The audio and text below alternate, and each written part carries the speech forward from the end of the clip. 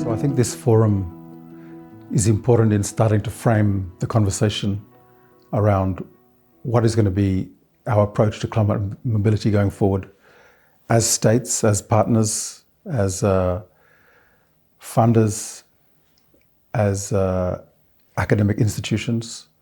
I think the forum is bringing everyone together to talk about these issues going forward. So that's my key takeaway, is that we're actually have an intention to collaborate to work on this issue.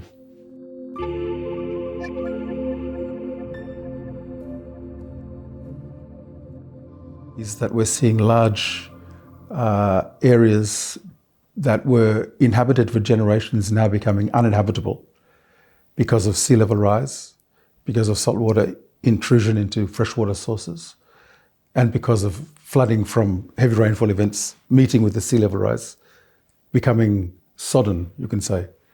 So that's requiring us now to think about large-scale, government-organised resettlement. Previously, we had communities moving on their own land to higher ground and so on. So that's been going on for a while. But now we have actually areas that are peri-urban around the city, people who've been moved to the urban area who now have to be relocated. And there's lots of costs involved. These are not communities who actually are indigenous to the land. They're actually settler communities. So the government has a role to come in to assist in this resettlement. And that's what we're starting to engage with now, just in the last 5 years or so.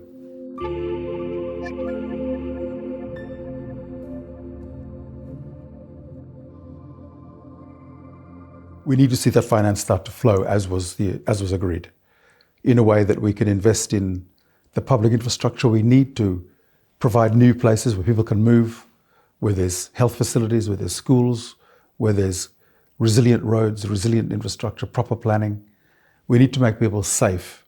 And we can only do that if we have properly planned settlements with resilient infrastructure. And all of that is kind of beyond the budgets we have as some of the poorest developing countries in the world just to service our population as it is.